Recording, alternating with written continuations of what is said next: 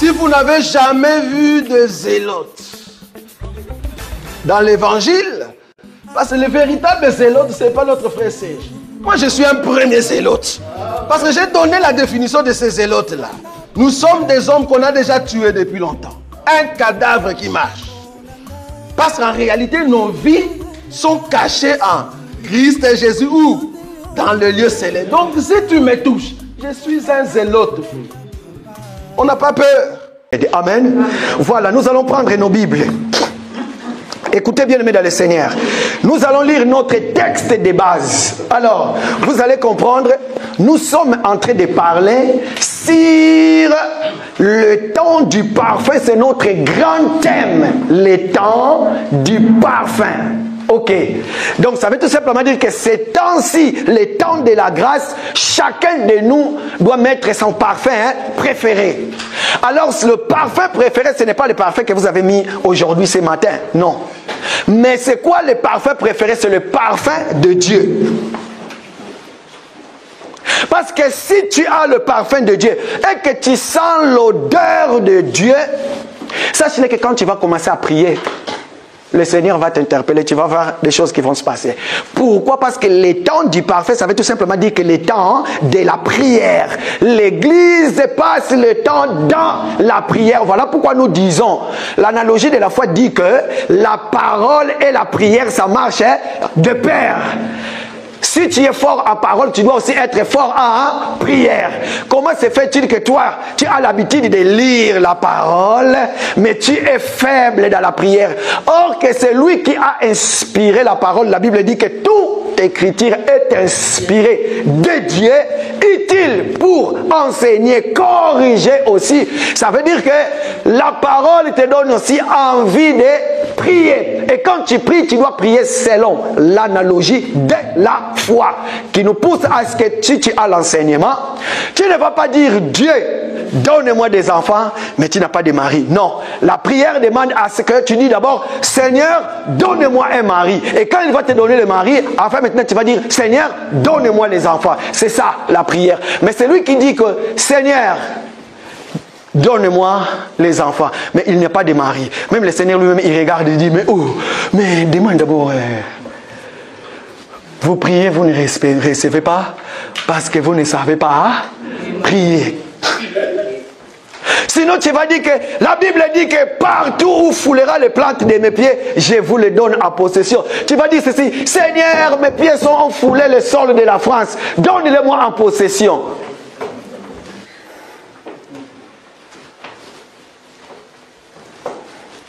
On nous a déjà parlé de cela ici. Partout là où foule les plantes de tes pieds, je te donne en possession. Toi, tu crois que parce que je suis en France, boum, allez. Prie maintenant. Dis, je domine la France.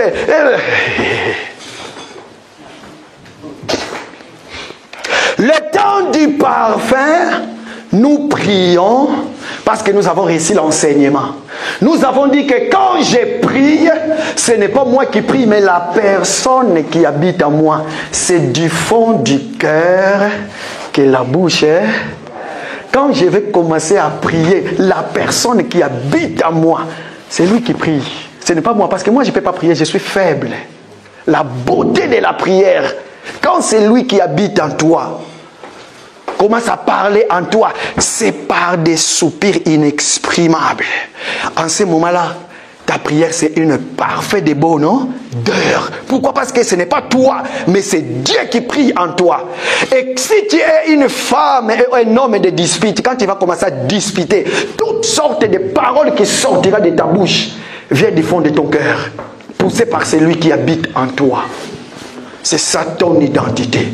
Tu peux les garder longtemps. Quand tu viens à l'église, dans l'assemblée des saints, tu nous montres que tu es saint aussi. Sache-le que, tôt ou tard, nous finirons de savoir que c'était toi, le Judas, qui va rendre Dieu. Malgré que tu en avais chassé les démons, tu en avais prêché, tu en avais prié. Mais les jours où tu as trempé les morceaux du pain dans le même coupe que le Seigneur, le diable est entré en toi, ton identité va se révéler. Ne vous étonnez pas. Tu es un enfant de Dieu. Fille, servante, serviteur de Dieu.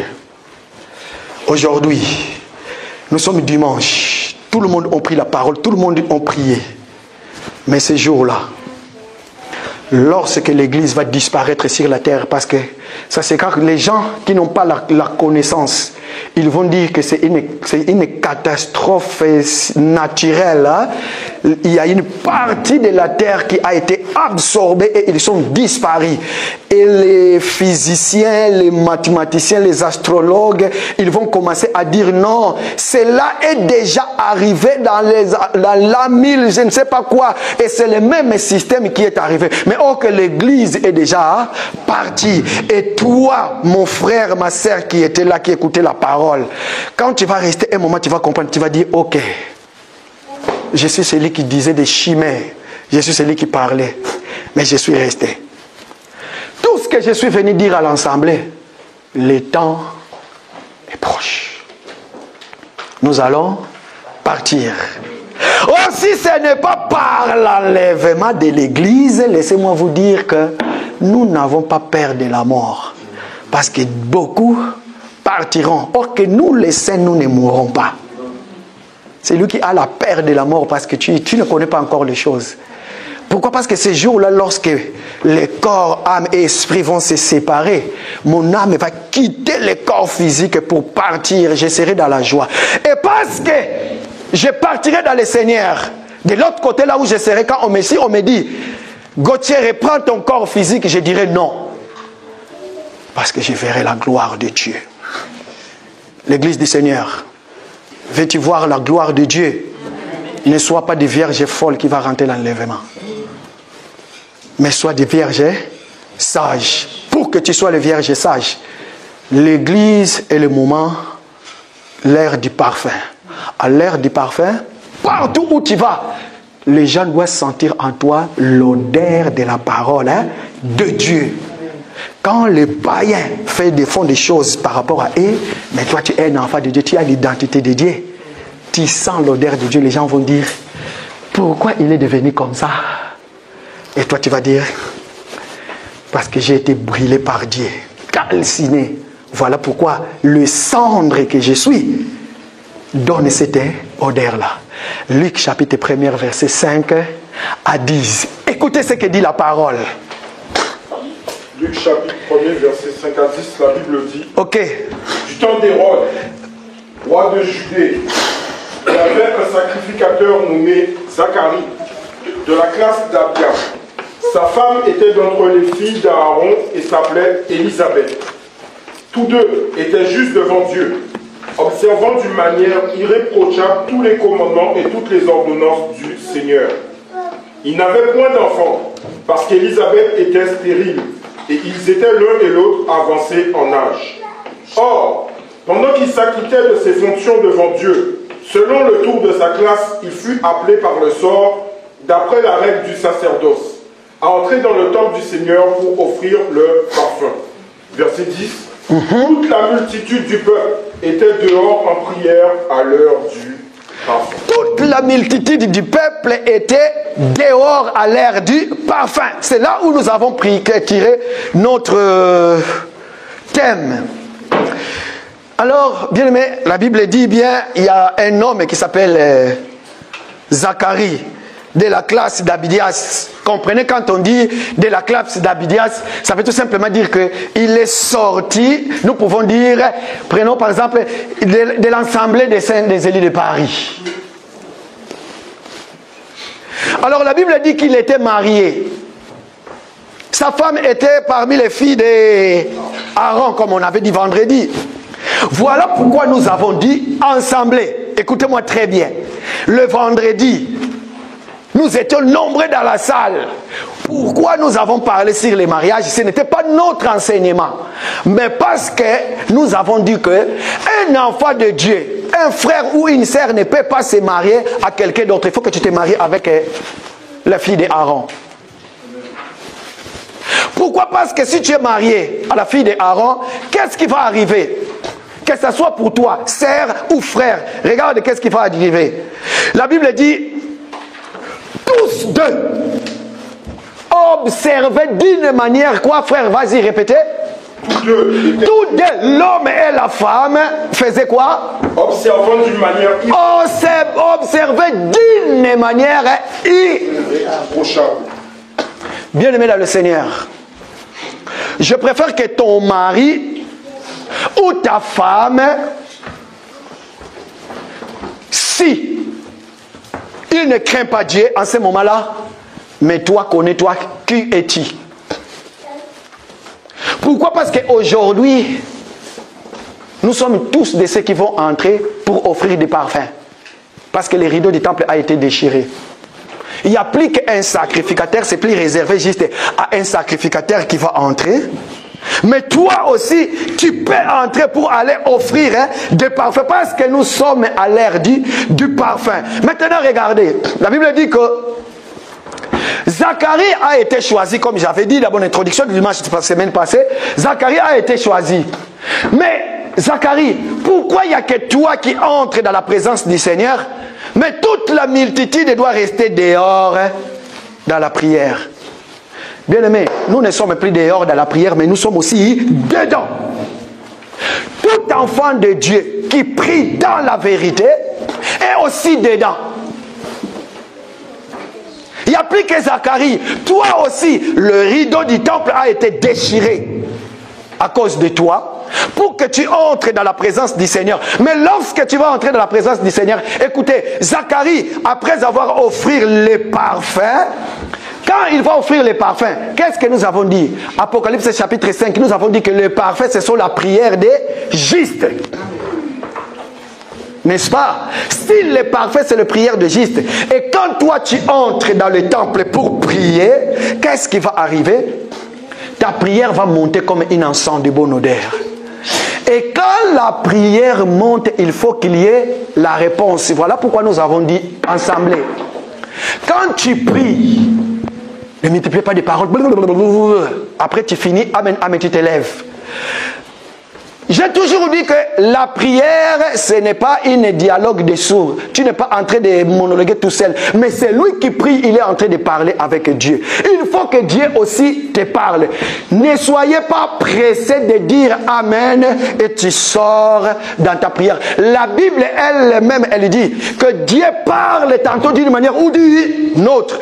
Quand tu pries, tu as fini de prier, garde le silence. Reste silence. Dans le silence, tu vas voir. Dieu tellement il te connaît, il va choisir, il sait déjà, avec elle, je lui parle par la prophétie. Avec elle, je lui parle, je viens, je vais capter ses pensées. Avec elle, je peux lui inspirer un verset de Bible. Avec Dieu connaît. Et Dieu n'est pas un Dieu du même système. Il est celui qui change des systèmes. Tu peux prier. Écoutez, il peut t'y arriver. Regarde, tu as prié, tu as prié. Tu restes silence devant la face de l'Éternel. Quand tu as fini de prier et qu'il n'y a rien qui se passe, quand tu vas dire Amen, Amen, tu sors de toi dans ta chambre, peut-être que c'est ta femme qui va te dire, frère, tu sais quand j'étais en train de prier, quand tu étais en train de prier, je t'ai écouté prier, mais il y a un verset qui m'est venu dans la tête. Oh, le Seigneur m'a parlé à travers, hein? Peut-être que tu vas sortir, ou bien tu as dit, bon, le Seigneur n'a pas parlé, je sors. Il y a une chanson qui vient dans ta tête. Tu commences à chanter, oui, prends tout, Seigneur. En ce moment-là, comprends que le Seigneur est en train de dire, donne-moi ton cœur, donne tout. Tout. Voilà pourquoi l'Assemblée, aujourd'hui, quand tu entres dans le temple pour prier, reste tranquille. Pourquoi? Parce que l'ange de l'Éternel va descendre. Or que l'ange de l'Éternel, c'est lui-même Dieu. Voilà pourquoi nous l'appelons l'ange de l'Éternel. Et l'ange de l'Éternel aime bien le parfum de bonne odeur, frère Hervé. Quand tu pries en ce moment-là, tu vas sentir que c'est comme si ce n'est plus moi. Je sens la présence de Dieu. Tu peux même s'il sautait là où tu es. Tu peux même trembler, ça arrive. Ce sont des choses qui arrivent. Si les occultistes et les magiciens invoquent leur diable, et il y a un moment ils sont en train de trembler, sache-le que toi aussi tu es assis, tu es en intimité avec Dieu. Continuel, Dieu peut t'utiliser. Partout là où tu es, et tu seras différent comme les autres. Voilà pourquoi nous n'avons pas peur des sorciers. Tu es sorcier, vas-y dors, moi aussi, je vais dormir. Je ne veux pas t'intimider dans la prière, il faut que je prie à voix haute pour que tu entends. Non, non, non, non, non, non. Tu as peur. Écoutez, sache-le que Dieu, quand il vient te répondre dans ta prière, il ne faut jamais dicter à Dieu comment il doit exaucer ta prière. Il y en a qui aiment bien. Ah, je suis allé prier, mais les gens ne sont pas tombés. Pour lui, ah non, Dieu n'a pas agi. Ah, il n'y a pas eu la manifestation du Saint-Esprit, les gens ne sont pas secoués. Non. Mais nous allons te dire, Israël est allé dire à Moïse, hey, il n'y a que toi qui parles à Dieu. Nous aussi, nous voulons parler à Dieu. Le Seigneur va dire, Moïse, descends. Nettoie tous les camps. Je vais passer. Ce peuple va m'entendre. Oui, je vais venir. Qu'est-ce qui va se passer? Ils vont purifier tous les camps. Après un moment, Moïse va dire, soyez prêts, parce que Dieu va parler, il va descendre pour vous parler. La Bible dit, il y a eu, la première des choses qu'il y a eu quoi? Il y a eu le tempête. Les enfants d'Israël ont dit, mais ça c'est quoi ça? Le tempête. Après un moment, il y a eu le tonnerre. Boum! Ils ont dit non, non, non, non, non, non, non.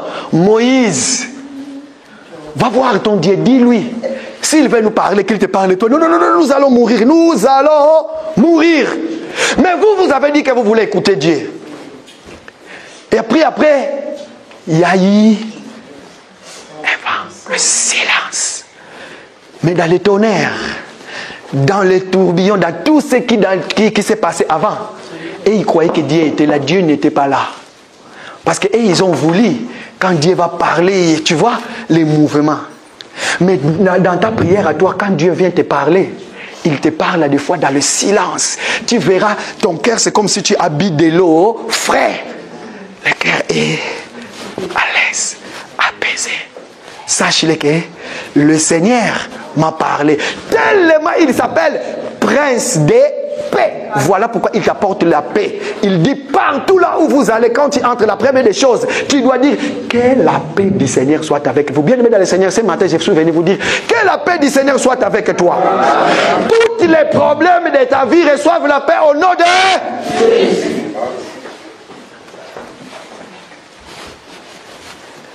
Ça, ce n'était que dans l'introduction. La Bible dit que ce jour-là, il a fini de prier. Quand il a fini de prier, c'est comme ça, l'ange descend. L'ange est descendu. Pourquoi? Parce qu'il avait senti le bon odeur de la prière.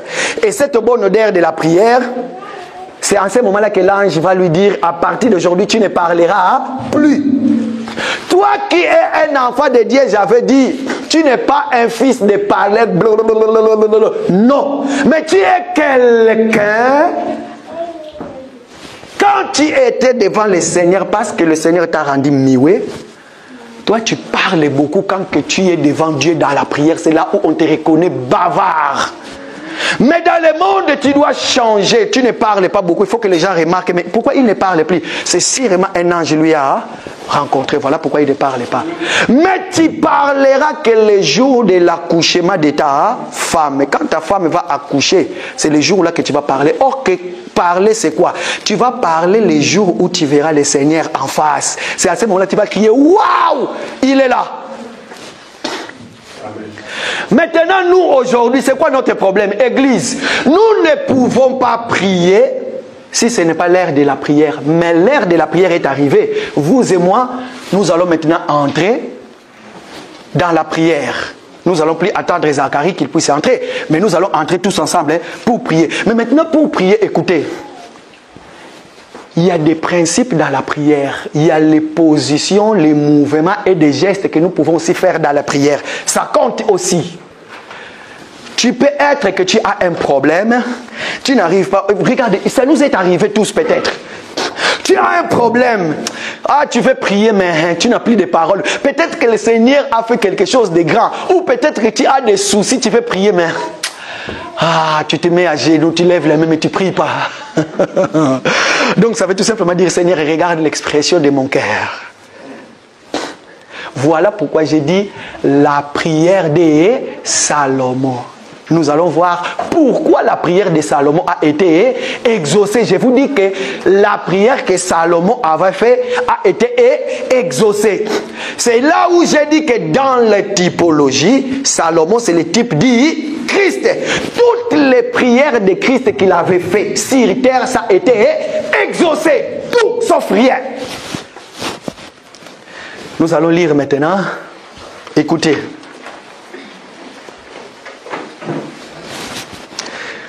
Lisez mon frère.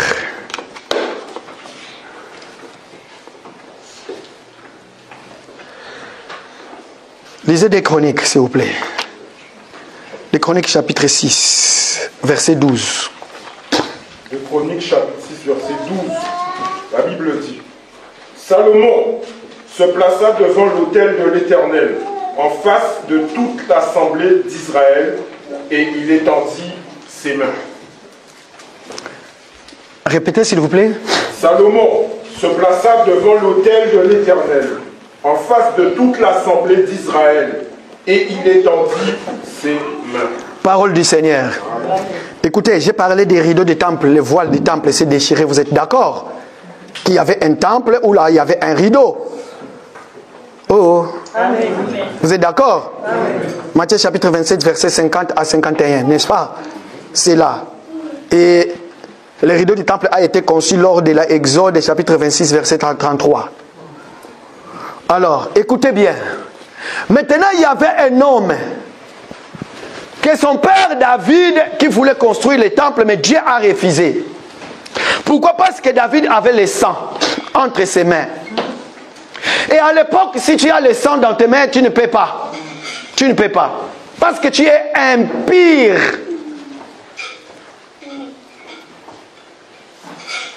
Voilà pourquoi il va désigner son fils, Salomon, qui va construire le temple. Nous avons vu la construction du temple de Salomon. Nous avons parlé. Et maintenant, à la fin, Salomon va prier. Ce qui a attiré mon attention, ma sœur. Salomon, quand il va prier, la Bible dit quoi? Des Chroniques chapitre 6, verset 12 à 13. La Bible dit, allez-y mon frère. Salomon se plaça devant l'autel de l'Éternel, en face de toute l'assemblée d'Israël, et il étendit ses mains. Ok, arrête-toi là-bas. De l'autre côté, nous avons vu Zacharie qui entre dans le temple, mais le peuple était dans la prière dehors. Et il y avait un autel ici dans le livre des 2 Chroniques, chapitre 6, qui nous dit que Salomon fait quoi, frère? Salomon se plaça devant l'autel. Salomon se plaçant devant l'autel, et après, en face de toute l'assemblée, il fait quoi? Et il étendit ses mains. Salomon, qui est le type de Christ, est la personne qui a prié avant nous. Voilà pourquoi nous devons suivre sa prière. Il dit, je suis le chemin, la vérité et la vie. Si moi j'ai prié, vous aussi vous devez prier. Voilà pourquoi Salomon ne va nulle part. Il va devant l'autel du parfum. Pourquoi? Parce que dans l'autel du parfum, c'est là où on brûlait le parfum, l'encens et tout, et autres. Et qu'est-ce qu'il va faire? Il va lever le main. Bien-aimé, sous-thème aujourd'hui. Pourquoi dois-je lever le main dans la prière? Ah, je suis venu vous parler la main de Salomon. Waouh! Vous savez, épargnez-moi d'entrer dans beaucoup de choses. Vous savez, à chaque thème, si tu es connecté à Dieu, Dieu m'a mis une pensée dans la tête. Je ne vais pas aller sur l'ordinateur, taper dans la Bible, la main. On va me donner plus de 40 versets dans la Bible. Non. Mais je prends une direction pour nous expliquer la pensée de l'Éternel pour ce qui concerne ces thèmes. Alors, Salomon va lever la main. Oh, ça veut dire tout simplement dire que tous les gestes de Salomon, Dieu a reconnu sa part. Parce que si Salomon avait levé la main, Si le maître de Salomon était sale, Dieu n'allait pas l'écouter. Mais maintenant, pourquoi Dieu va dire à son père, toi tu n'as pas le droit de construire le temple? Oh, que nous savons, qui est David? David, c'est l'homme selon le cœur de... Ah, mais toi tu es l'homme selon mon cœur, mais... Ah, ce n'est pas toi, mais c'est ton fils. Ce n'est pas le père, mais c'est le fils. Est-ce que vous voyez là où je suis? Parce que le temps du père, c'est le temps du colère. Mais le temps du fils, c'est le fils qui a apaisé la colère de Dieu. Voilà pourquoi quand tu pries, tu dois signer ta prière au nom de Jésus. Pourquoi? Parce que tu es pécheur. Tu sais tout ce que tu as fait durant toute la semaine. Surtout hier. Et ce matin, tu es là. Mais tout à l'heure, tu es en train de danser, tu es en train de glorifier Dieu. Tu sais pourquoi? Parce que nous avons un grand frère qui intercède pour nous.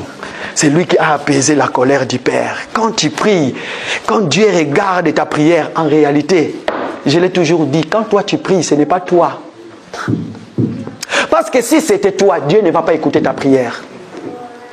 Mais Dieu écoute la voix de Jésus sur la croix.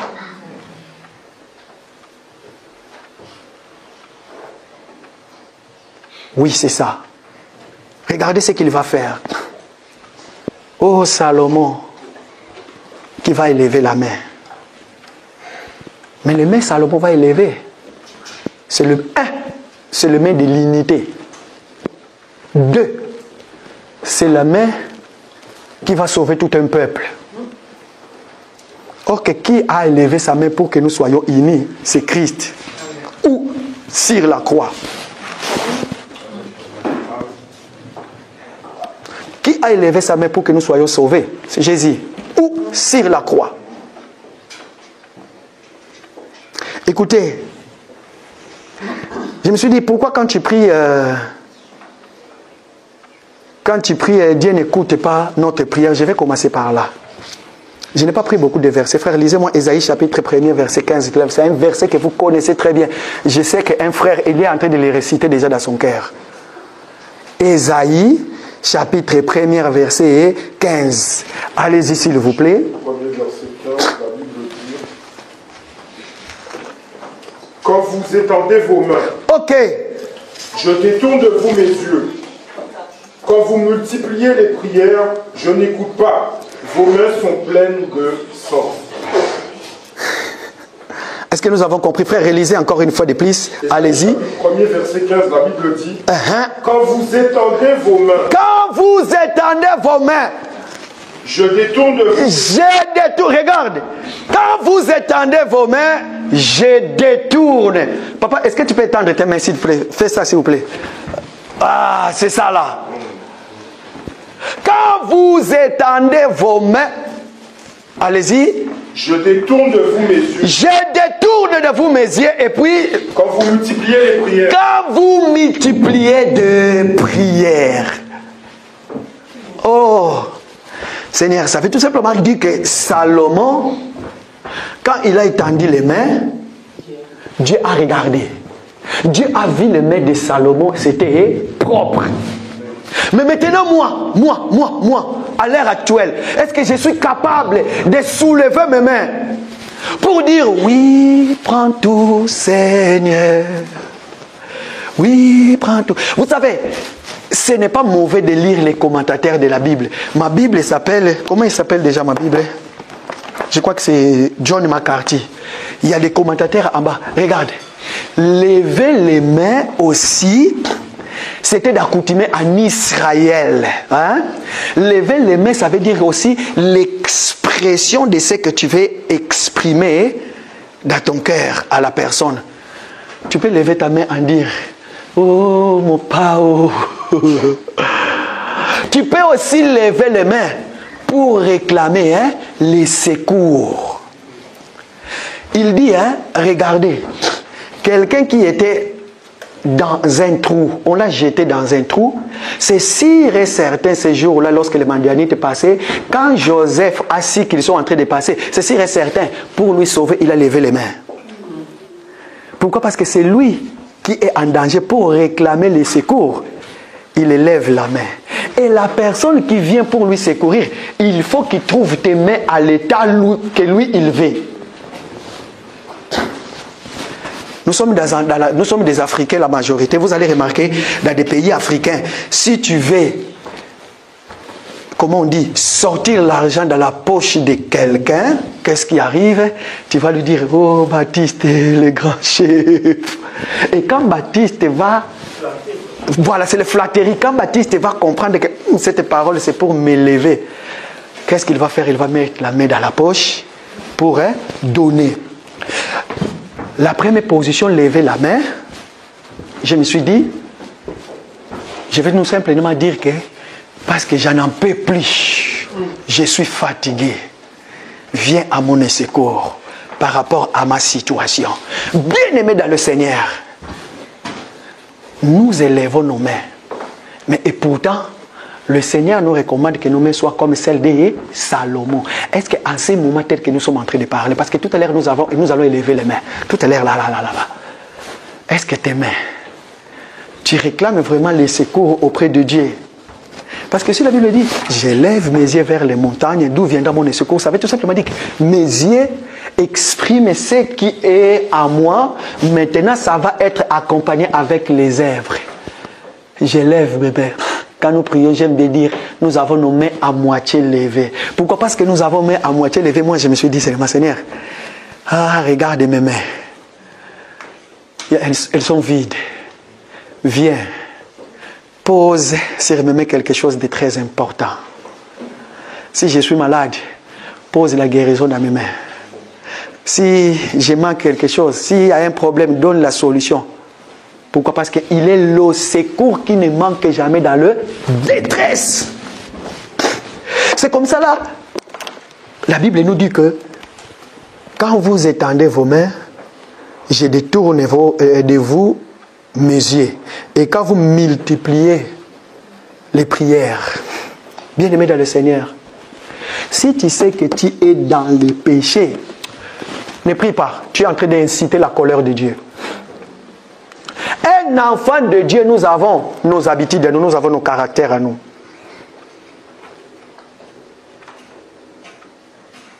Ne prie pas dans la culpabilité. Si tu pries dans la culpabilité, ta prière ne sera pas exaucée. Ne lève pas tes mains. Tes mains sont sales. Ne prie pas. Si tu es celui qui a fait des choses, toutes sortes de choses que nous savons dans le monde, que les païens font, parce qu'ils sont déjà païens, ils sont dans le péché. Mais nous avons notre identité. Je passe. Il dit, je n'écoute pas. Des veines. Écoutez, quand vous multipliez les prières, il ne faut pas, quand tu pries, multiplier des paroles aussi longtemps que tu sais que tu n'es pas juste. J'ouvre une parenthèse. Pour nous les prédicateurs qui passons devant, quand tu passes devant, la première des choses tu dois savoir que ma bouche à moi, c'est là où je prononce des bénédictions pour l'ensemble. C'est par moi le Seigneur utilise pour transmettre non la mort mais la vie. Si je suis un pervers et que dans ma bouche sort que des paroles et je ne sais pas quoi, comment je vais passer devant? Comment je bénirai mes enfants? Comment je bénirai l'ensemble? Voilà pourquoi Zacharie ne parlait plus quand il a rencontré Dieu. Zacharie ne parlait plus quand il a rencontré Dieu. Jusqu'au jour où son fils est né, Jean. Et quand Jean est né, la première des messages que Jean est venu avec, c'était quoi?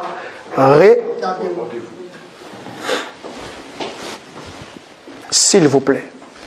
Voilà pourquoi vous allez remarquer aujourd'hui. Toi, tu te dis que tu es prophète. Mais on a frappé quelqu'un. On l'a mis à nu. On l'a filmé. Mais les prophètes commencent à critiquer les parties intimes de la personne qu'on a frappée. Et puis après, aujourd'hui, c'est dimanche. Je crois que c'est lui qui a prêché aussi dans l'ensemble. Mais ses yeux ont vu les parties intimes de quelqu'un d'autre. Après, il dit aussi, il commente, il dit que quand j'ai vu, mais c'est quoi? Après, les gens vont entrer aussi dans ces ensembles-là.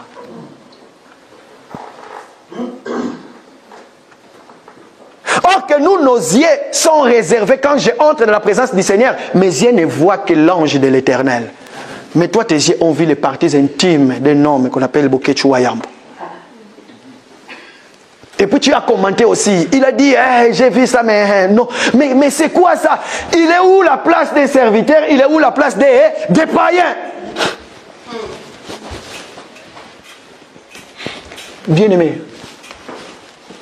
terminez votre vie dans la vérité. Vaut mieux commencer dans les mensonges, terminer dans la vérité. Dans cet évangile, nous avons toujours dit, je dis ceci, le peu de temps qui me reste de vivre sur terre, Seigneur, pardon, pourvu que je les concentre sur toi. Parce que moi, pour moi, j'ai déjà vécu, la moitié de ma vie, c'est déjà fait. Et j'étais en train de parler à quelqu'un, je me disais, moi, normalement, à partir de 75 ans, que le Seigneur permette que je puisse partir. Ça veut dire que c'est bon. Ésaïe chapitre 59, verset 1 à 4. Écoutez la Bible, tu sais que la Bible dit. Ésaïe 59, verset 1 à 4. Écoutez. La Bible dit, non, la main de l'Éternel n'est pas courte. Non, la main de l'Éternel aussi n'est pas courte. Pour nous sauver. Parce que toi, tu es dans la détresse. Regarde ce que j'ai dit. Tu es jeté dans une fosse, tu élèves les mains, le Seigneur vient pour te secourir. Non, la main de l'Éternel n'est pas courte pour t'attraper là où tu es. Mais regarde ce qui arrive. Ni son oreille trop dure pour entendre. Ni son oreille ne sait pas dire pour entendre. Pourquoi? Parce que quand tu vas lever la main, maman, tu vas crier maintenant. Où es-tu, l'Éternel, le Dieu d'Israël? Et puis après...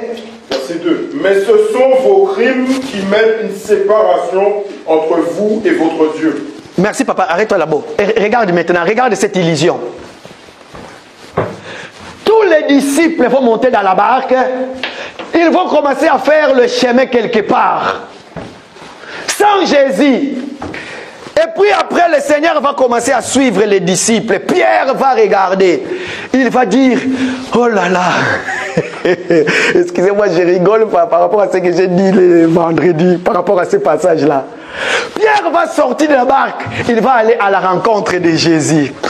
Mais tellement Jésus était là-bas, Pierre était prêt pour se noyer. Le Seigneur va prendre sa main. Je suis sûr que Pierre avait crié, il avait tendu sa main. Pour ceux qui étaient là le vendredi, vous avez compris de quoi j'avais parlé.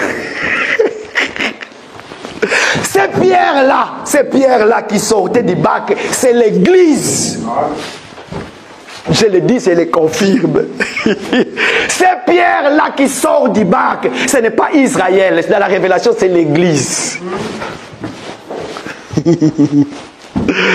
Non, ce n'est pas l'église, c'est Israël. Va corriger, tu as mal parlé. Non, les pierres qui sortent dans les barques, c'est l'église. Les mensonges viennent dans l'ascenseur, mais la vérité, lui, quand il vient à pied main, tôt ou tard, il finit par arriver. Regardez, si les mains de Pierre étaient sales, le Seigneur n'allait pas lui secourir. Si les mains de Pierre étaient sales. Écoutez maintenant, vas-y, relisez-les-moi Ésaïe 59, versets 1 à 4. Non, la main de l'Éternel n'est pas... Non, la main de l'Éternel n'est pas courte pour sauver son église. Parce que la main de l'Éternel ne sauve pas les païens, mais sauve que l'église. La main de l'Éternel sauve un païen qui s'est converti à chrétien à ce moment-là. Parce que tu pries au nom de Jésus. La main de l'Éternel vient, il fait quoi? Il te sauve. Allez-y. Ni son oreille trop dure pour entendre. Oh, ni son oreille. L'oreille de Dieu écoute les prières des justes. Le premier juste qui a prié, c'est le Seigneur Jésus-Christ. Et voilà pourquoi nous signons nos prières au nom de Jésus. Quand tu finis de prier, tu dis, ma prière, je le signe au nom de Jésus. Allez-y. Mais ce sont vos crimes qui mettent une séparation. Mais toi, tu as des crimes. Tu as des problèmes, tu as l'amertume dans ton cœur. Comment veux-tu prier que le Seigneur écoute ta prière? Allez-y. Ce sont vos péchés qui vous cachent sa face et l'empêchent de vous écouter. Car vos mains sont souillées de sang et vos doigts de crime. Vos lèvres profèrent le mensonge Votre langue fait entendre l'iniquité. Vos lèvres profèrent des mensonges. Vos langues, ça fait entendre l'iniquité. Allez-y. Verset 4. Nul ne se plaint avec justice. Nul ne plaide avec droiture. Ils s'appuient sur des choses vaines et disent des faussetés. Ils conçoivent le mal et enfantent le crime. Quelqu'un qui est comme ça là, Dieu ne va pas l'entendre. Notez ces versets-là. Allez les lire à la maison. Commencez à partir du verset. Commencez d'abord Ésaïe chapitre 1er verset 15. Quand vous allez lire ça. Et puis lisez aussi Ésaïe chapitre 59 du 1er jusqu'au 4e verset. Si tu es là-dedans, l'Assemblée de Dieu, je vous exhorte de sortir à partir de maintenant. Amen. Ne restez pas là-bas. Parce que toi, tu as été choisi pour adorer Dieu. Et quand tu vas adorer Dieu, Dieu va entendre de toi ce qui sortira de toi. Il viendra habiter en toi.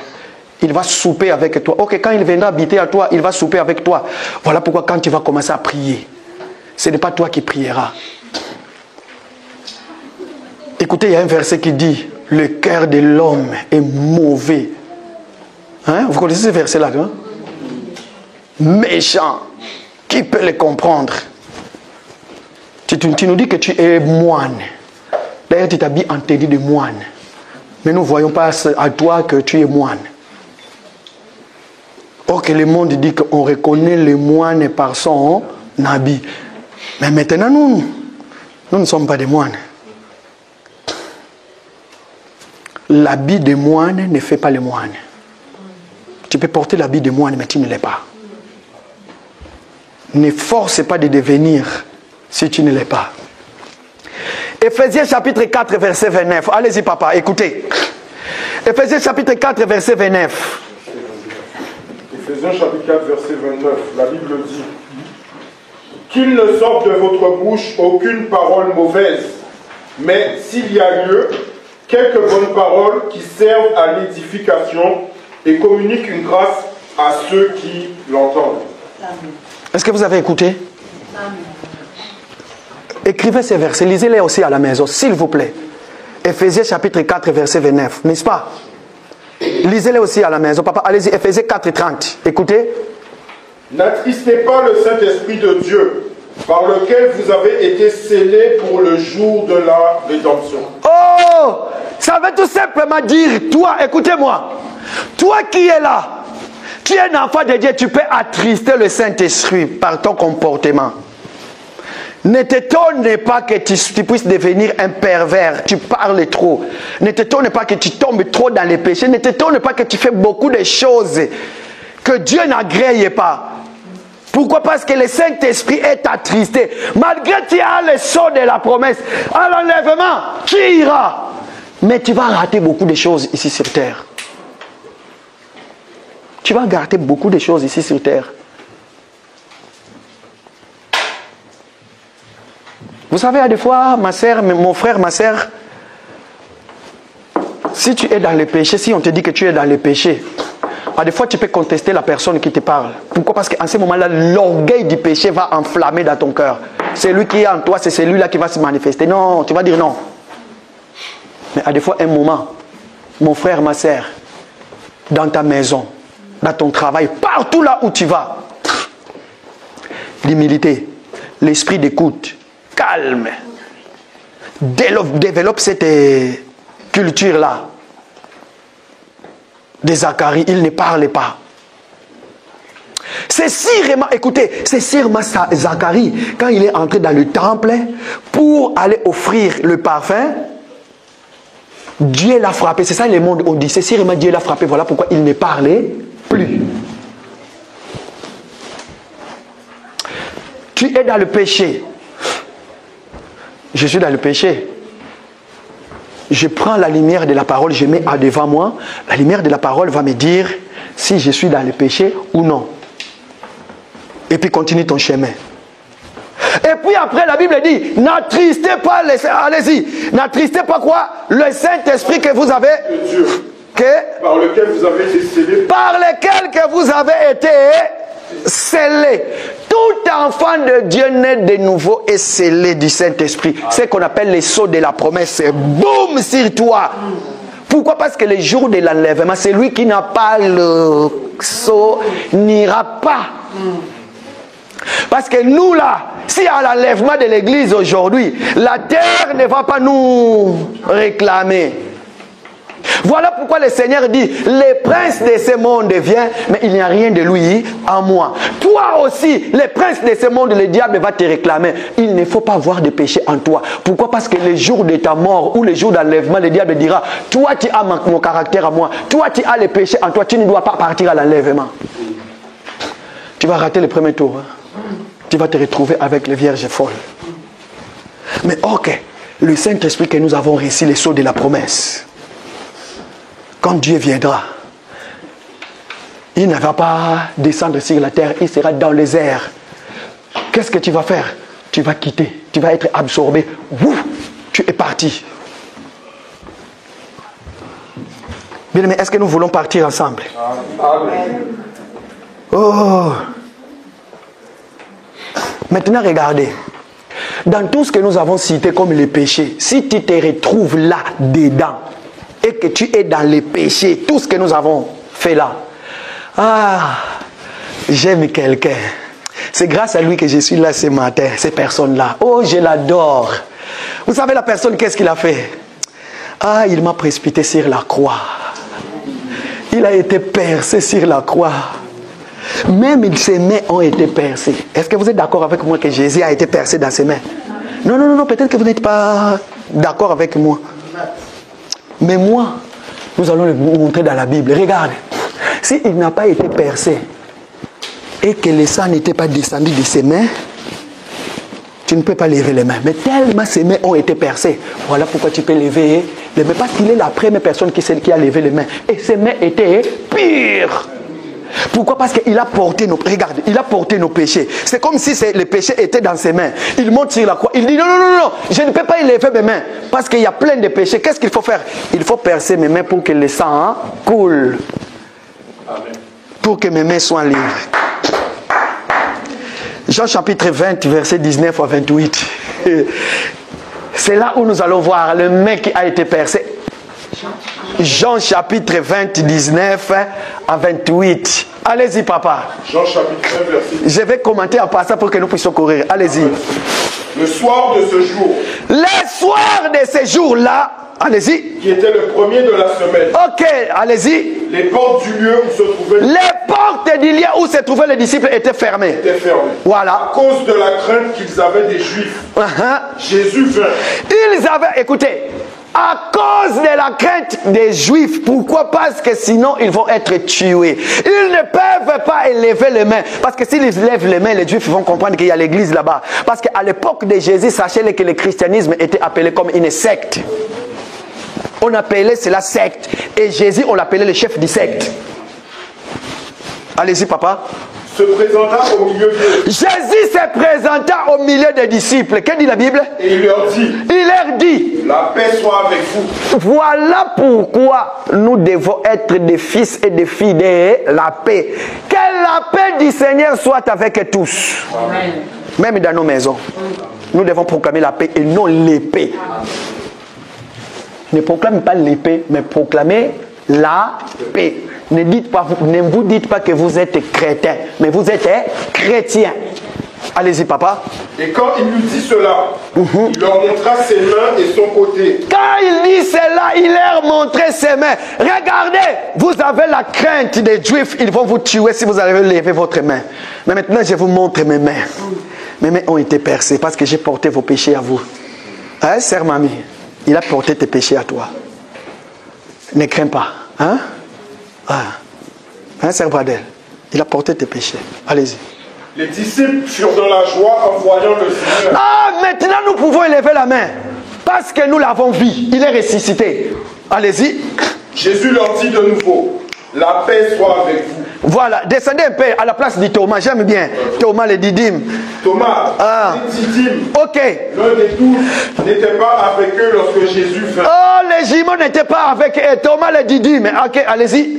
Les autres disciples lui dirent donc. Les autres disciples dirent donc. Nous avons vu le Seigneur. Mais il leur dit, si je ne vois dans ses mains la marque des clous. Il dit, si je ne vois dans ses mains le marque des clous. Est-ce que vous êtes d'accord avec moi que ses mains ont été percées? Amen. Parce que lui qui nous le confirme. Si je ne le vois, allez-y papa. Et si je ne mets mon doigt dans... Et si je ne mets mon doigt, pourquoi? Parce que tellement qu'il a été percé. Maintenant moi Thomas, l'église, je dois mettre mon doigt. Allez-y papa. Si je ne mets ma main dans son côté, je ne croirai point. Si je ne mets ma main dans son côté, c'est là où est sortie l'église. Allez-y papa. Verset 26. 8 jours après, les disciples de Jésus étaient de nouveau dans la maison. Oui. Et Thomas se trouvait avec eux. Jésus vint, les portes étant fermées, se présenta au milieu d'eux et dit, la paix soit avec vous. Verset 27. Puis il dit à Thomas, avance ici ton doigt et regarde mes mains.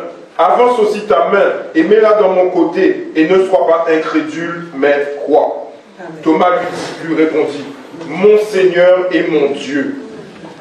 Merci papa. Maintenant, Thomas a confirmé que les côtés et les mains de Jésus a été percés. Voilà pourquoi il dit que mon Seigneur est mon Dieu. Pourquoi? Parce qu'on ne peut que lever la main si on croit à Dieu. Quand on ne croit, on dit que mon Seigneur est mon Dieu. Maintenant, je peux lever mes mains. Pourquoi? Parce que j'ai la certitude que le main ont été percés et que les sangs ont coulé. Maintenant moi je peux élever mes mains pour faire quoi? Pour prier. Voilà pourquoi Salomon a prié, il a élevé le main. Ok, aujourd'hui toi et moi l'église, par rapport à ce que Jésus a fait sur la croix, je te le confirme que nous allons élever les mains, parce que tous les péchés qui étaient entre tes mains tu l'as donné à Jésus. Jésus les a pris, ses mains ont été percées. Maintenant tu peux lever le main. Nos mains sont levées, nous voulons t'élever, t'adorer et te célébrer, Adonai. Romains chapitre 12 verset 1er AD. Écoutez ce que dit la Bible. Romains chapitre 12 verset 1er AD. Je vous exhorte donc, frères, par les compassions de Dieu, à offrir votre corps comme un sacrifice vivant, saint, agréable à Dieu, ce qui sera de votre part un culte raisonnable. C'est ça, lever les mains. Si tu prends ton corps, attends, nous sommes en train de parler des mains physiques, mais l'expression des mains, ça veut tout simplement dire quoi? Ce verset nous explique. C'est quoi lever les mains? Ça veut tout simplement dire offrir vos corps. Offrir vos corps. Quand tu offres ton corps comme un quoi? Un sacrifice. Pourquoi? Parce que le sacrifice, c'est la meilleure odeur du parfum que Zacharie a brûlé au temple. Et après, ce qui sera de votre part un culte raisonnable. Ce qui sera de votre part un culte raisonnable, c'est lui qui va lever les mains. Il est en train de célébrer un culte à celui qui lève les mains. Est-ce que veux-tu lever tes mains par rapport à ces versets de la Bible? Veux-tu le faire? Hein, sœur Olga? Veux-tu le faire? Papa, allez-y. Verset 2. Ne vous conformez pas au siècle présent. Mais par contre, le siècle présent. Regarde le siècle présent. Tout ce que nous avons lu. Tout ce que nous avons lu. Dans quoi? Nous avons lu quoi? C'était quoi? Ésaïe chapitre 1 verset 15, c'est le siècle présent. Ésaïe 59 verset 1 à 4, le siècle présent. Éphésiens chapitre 4 verset 29, c'est le siècle présent. C'est ça le siècle présent nous réserve. Bien-aimés, que votre cœur ne se trouble point, que votre pensée ne voyage pas. Fais très attention si tu es tout seul, que ce soit dans ta maison. Surtout, j'étais en train de suivre quelqu'un, un païen qui était en train de dire, en Europe, les plus grands, comment on dit ça, songi en français? Les plus gens, les gens qui pratiquent la médecine, ce sont des hommes. Vice versa. En Afrique, c'était des mamans, mais en Europe, c'est des hommes. Bien-aimés dans le Seigneur, quittez cela, ne vous conformez pas au siècle présent. Ton téléphone, ton frère, ta sœur, n'est pas, je ne sais pas quoi. Il faut qu'il y ait en toi l'esprit. Quand tu vois ton sœur ou ton frère qui t'appelle dans le téléphone, quand tu décroches, tu es dans la joie. Il y a des gens ici dans l'assemblée, quand ils m'appellent, je suis dans la joie, je commence à rigoler tout seul. À des fois, je pose la question, mais pourquoi chaque fois que toi tu m'appelles, je rigole même avant de décrocher le téléphone? Parce que nous allons parler que de Jésus. Nous allons calomnier Jésus.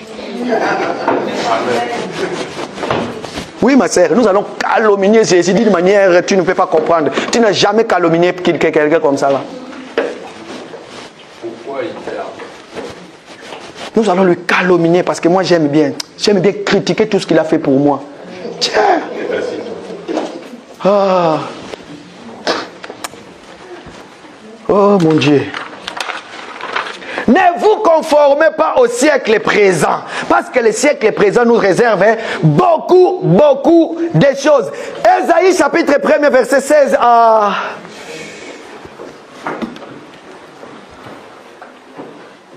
« 16 à 18, je crois. » Ésaïe chapitre 1 verset 16 à 18, la Bible dit: Lavez-vous, purifiez-vous, ôtez de devant mes yeux la méchanceté de vos actions. Cessez de faire le mal. Apprenez à faire le bien. Recherchez la justice. Alléluia. Protégez l'opprimé. Ok. Faites droit à l'orphelin. Ok. Défendez la veuve. Ok. Verset 18. Ok. Venez et plaidons, dit l'Éternel. Si vos péchés sont comme le bois moisi, ils deviendront blancs comme la neige. S'ils sont rouges comme la pourpre, ils deviendront comme la... Je ne vais pas monter dans la révélation. Je les garde dans la doctrine. C'est très important. Est-ce que nous pouvons les pratiquer tel que la Bible dit? Amen. It's very, very important. Ah. Mais par contre, écoutez, il peut y arriver que tu étais dans les péchés. Beaucoup d'entre nous, regarde ce qui va arriver. Peut-être ça arrive. Tu étais dans le péché, tu décides maintenant d'arrêter. Mais à chaque fois que tu te mets à genoux pour prier, la pensée de toutes les fautes que tu fais, ça vient toujours dans ta tête. Je sais que ça vous est déjà arrivé. Tu as fait quelque chose de mauvais, chaque fois que tu veux prier ou bien tu veux faire quelque chose, boum, la pensée vient capter, hein, maman. Ça veut dire que ça capte tes pensées. Et maintenant même tu as des doutes pour prier. Sache-le, c'est un combat. C'est un combat. Voilà pourquoi, Seigneur, purifie mes pensées. Parce que je peux pécher aussi par des pensées. Et tout le mal que j'ai fait, quand je viens auprès du Seigneur pour prier, les diables commencent à me les rappeler. Ça peut être aussi que tu as un problème, tu étais tombé dans le péché maintenant, tu n'arrives plus de t'en sortir. Bien-aimé dans le Seigneur, si tu n'arrives plus de t'en sortir, il y a quelqu'un qui nous a montré l'exemple. Comment faire si toi-même tu n'arrives plus? Ah, du moins lui, il était dans les combats. Et dans les combats, c'est là où il nous a montré. Allez-y, mon bien-aimé. C'est là où nous allons terminer. Exode chapitre 17, versets 11 à 12. Exode 17, 11 à 12. Exode chapitre 17, versets 11 à 12, la Bible dit: Lorsque Moïse élevait sa main. Lorsque Moïse élevait sa main, la Bible dit, Moïse il dit, je vous susciterai un prophète comme qui? Moïse, c'est le type de Christ. Allez-y. Lorsque Moïse élevait sa main, Israël était le plus fort. Lorsque Moïse élevait sa main, Israël était fort. C'est sur la croix que Jésus a élevé sa main. Pour que toi et moi, nous ayons la victoire, la force. Allez-y. Et lorsqu'il baissait sa main, Amalek était le plus fort. Amalek était le plus fort. Allez-y. Verset 12. Les mains de Moïse étant fatiguées, ils prirent une pierre qu'ils placèrent sous lui. Les mains de Moïse étant fatiguées, il prit une pierre. Est-ce que vous voyez la pierre là que Moïse a pris? Est-ce que vous voyez la pierre là? Qu'est-ce qu'il va faire avec la pierre? Ils placèrent sous lui. Ils placèrent sous lui. Déjà, les premiers au secours, ils s'assoient sur une pierre. Bien aimé, toi, tu t'assois où quand tu as des problèmes, quand tu n'arrives pas à prier? Est-ce que tu t'assois sur une personne? Mais si tu t'assois sur moi, je vais te trahir. D'ailleurs, toute ton histoire que tu vas te raconter, je vais aller les raconter aussi. Parce que tu étais assis sur moi. Mais assis-toi sur une pierre. Amen. Mais Moïse, pourquoi il a tant souffert les pierres? C'est lui, toujours Moïse, qui a frappé les pierres. C'est toujours Moïse qui va s'asseoir sur... Allez-y, papa. Aaron et Hur. Aaron et Hur. Soutenaient ses mains. Maman Albertine, quand tu es fatigué, il est où Aaron et Hur? Qui sont Aaron et Hur? Aaron et Hur sortent de la même... Kémo. Sort du quoi? La même famille.